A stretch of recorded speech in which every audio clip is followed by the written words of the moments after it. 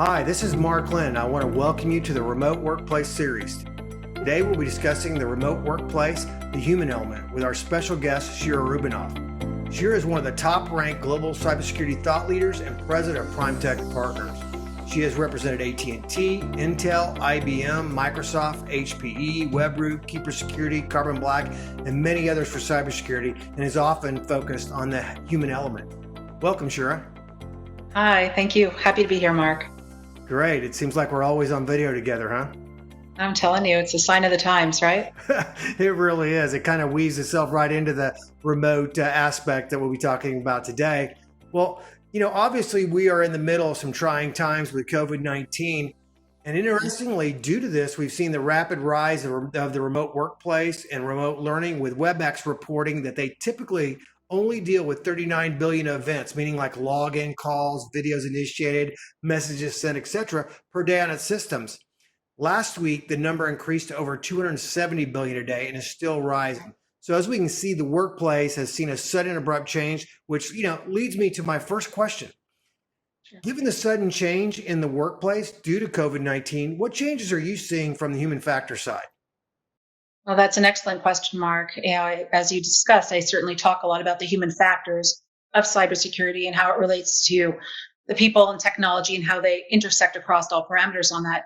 And certainly in today's time, it's a major focus. How are people dealing with this? What is their emotional takeaway, their emotional manifestation in the workplace, and the human element, how it plays out across all factors, whether it being the way they work, the way they're looking at work, the way they're behaving in a secure way or not behaving in a secure way. So it's really at the forefront of everybody's mind. We see many different ways. We see that people are thriving, people who like living at home, working at home and being able to really just focus in on it. Then you see other people struggling, not having that human interaction or having that mindset of being at work and being secure in the workplace. And certainly from a cybersecurity side, companies are struggling in some areas about how do we have our employees really have that mindset of cybersecurity all the time when they're not in their natural environment of work. Yeah, I guess you're in the New Jersey, New York area, so you've really seen it, right? Oh, yes. Everybody's locked down over here. But I have to tell you, the way that the technology has advanced over time, the way that these companies are really coming together and supporting their employees has been unbelievable. Literally going from overnight of everybody at the office or some remote working or some travel to everybody working from home. Everybody really being in the same kind of situation, but also people are dealing with childcare. They're dealing with elderly parents. They're dealing with families. You have the pulls of everyday life taking you away from really focusing in on work. And what is that regular mindset? And I think having that mindset, as you're saying, in this together, I think we can support each other in a way that will help everybody. I think you and I have talked about in the past, small, medium businesses, sharing of intel, sharing of resources in order to be better together. And I think that's also plays out within industry. I think organizations are seeing, let's partner in on certain aspects of maybe security, resources, because again, we're all in this together. We all have to continue to thrive as a group, as an economy, as an industry. So we really have to help each other across all forefronts. That's really interesting, and that kind of leads me right into the second question, right? Because, and it is, are you concerned about the stress and anxiety the virus has had and the sudden move to remote work and learning and its impact on productivity and education? Is this just a short-term thing, or are we seeing a long-term uptick? I think one of the things that people are most struggling with, and again, my background, we've discussed in the past, is psychology and business, really dealing with the human mindset as well. So I think a lot of things that people are struggling with is the fear of the unknown. I think in terms of when sometimes people are on leave or working from home or traveling, there's an end game. We know we will be back at work. We know what real life is. We know how things will continue. But today it's a little bit different. We're really unsure of what's going to be next or when it will actually go back to the norm that we're used to. So I see that it's also people are struggling with a little anxiety around that. What is the new norm? Or is this the real norm for the unforeseeable future? So there's a lot of struggle there. But again, I do see industries and organizations realizing that with their employees and showing support and giving the support where needed and being able to ebb and flow with areas where they were a little more stringent in the past. So the understanding and this together really plays a big part today. Yeah, the ice, even without the virus, right? Even without this outbreak, there is stress and anxiety often when somebody initially goes into remote work because of isolation, and they kind Correct. of feel like they're on an island. Yes. And also, look, it's the human element of the stop and pause. I think we speak about it that, Mark. We've done a lot of great interviews together. Yeah. And we talk about the human element. People are moving at a rapid speed today. They always are. Everybody has a lot of things pulling at them, whether it being, again, family issues, board issues, company issues, team issues, all sorts of things. And everybody's connected on many different devices. So they're always at the speed of light. Let's get this done. Click, click, click, click, get this moving. And there's no stop and pause thinking about, wait a minute, am I logged in from an appropriate, VPN? Am I doing things appropriately per protocol of my organization? Am I connected in a way that will keep me secure and I'm not leaking information? Or am I, not cutting and pasting and putting it in the wrong window somewhere? The stop and pause of the human element is a hard thing to digest. Certainly, I would say being at home and remotely, the whole world has changed. So that has to be at the forefront of people's minds. Stop, pause, think about, what am I doing?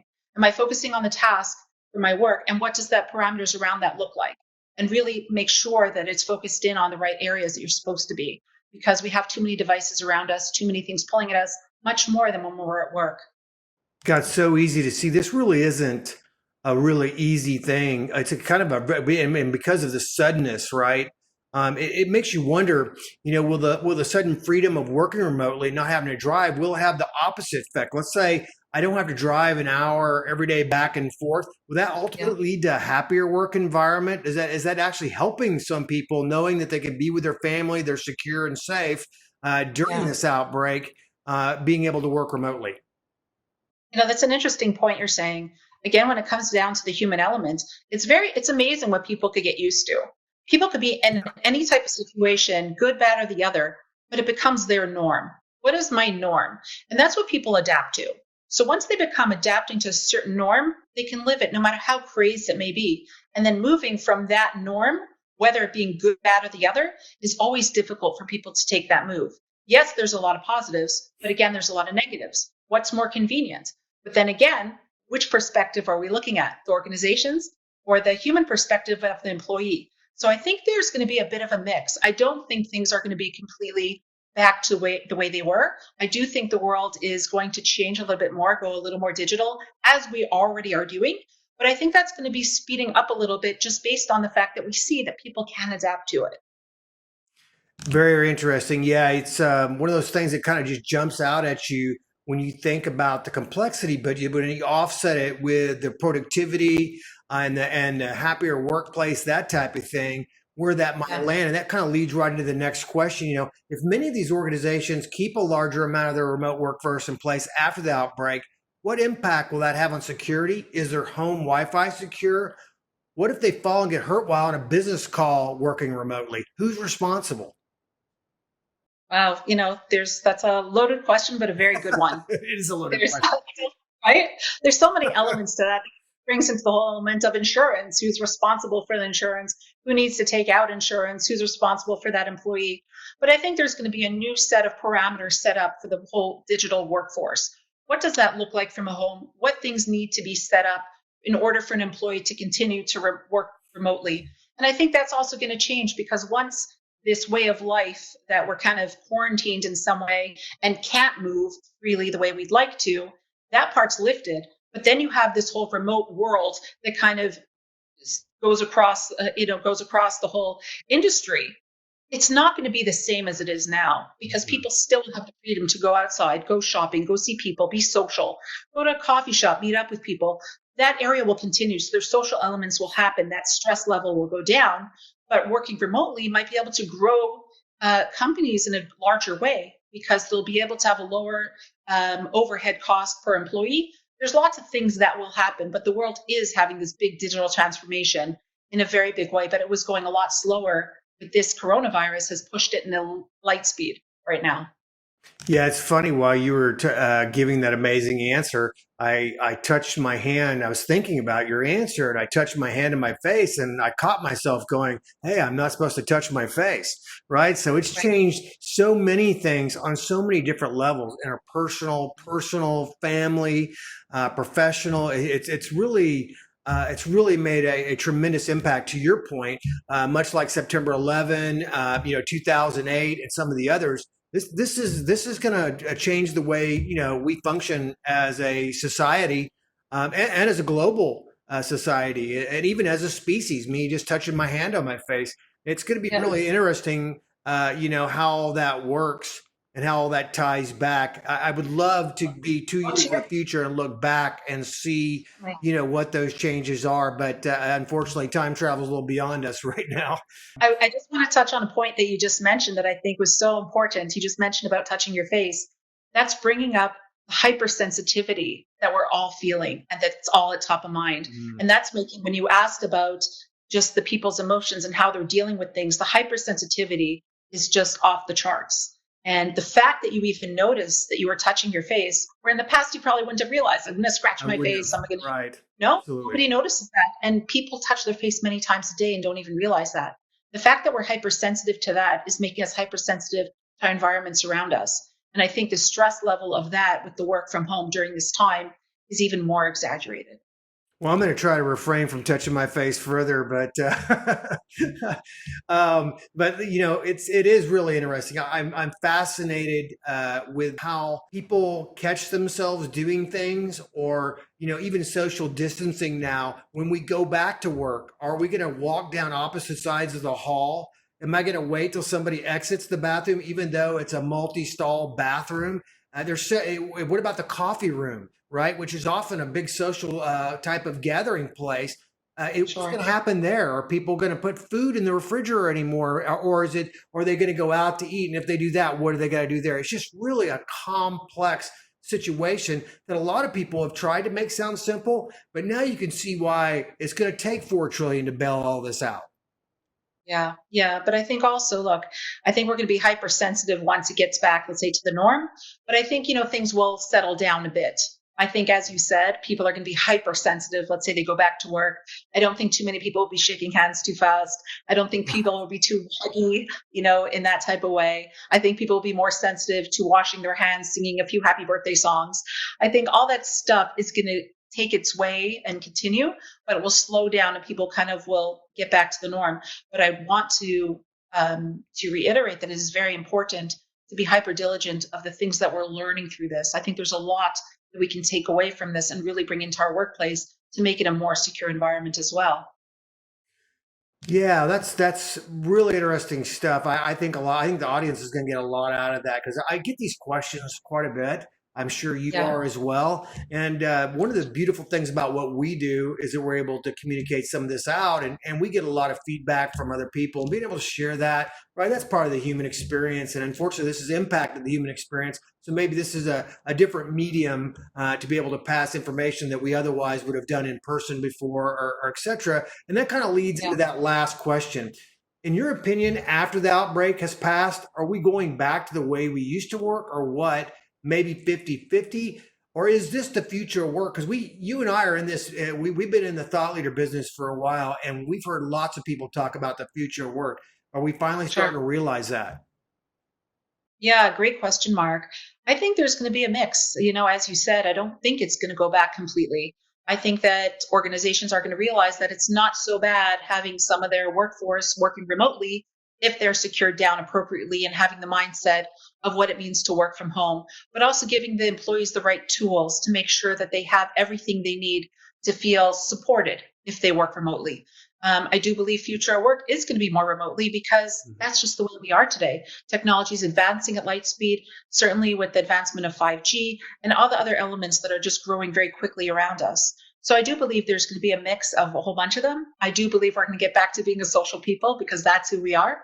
But I think we're going to see something interesting. I think we're going to see a breakdown of the generations as we're seeing today. We didn't talk about that. I think we've had many conversations about generational security itself. Mm-hmm. But I do believe that Gen Z is going to take this to a whole new level. I do believe that working remotely will be their number one go-to because their social elements, they separate very much from work in some ways. So, it'll be interesting to see how it goes. But again, I think it'll be important to take away lessons learned from what's going on in this very scary time. But I also think it's important to look at the industry as a whole and see, again, what is your cybersecurity plan? what is your company culture? How do you want your company to be perceived, and how do you want your employees to envelop this and really live it? Well, I think I know the answer to this, but based on how you just answered the last question, but Yeah. really these companies need to get out ahead of this, right? I know they're in the midst of dealing with a lot of stuff right now. I know a lot of K-12 and higher education. They're trying to get ahead of this remote learning. You're talking about telehealth and all that, in the healthcare business. But really, these companies need to get ahead of this because right after this is over, or as it starts to slowly fade, maybe till next winter or however it ends up being with seasonality.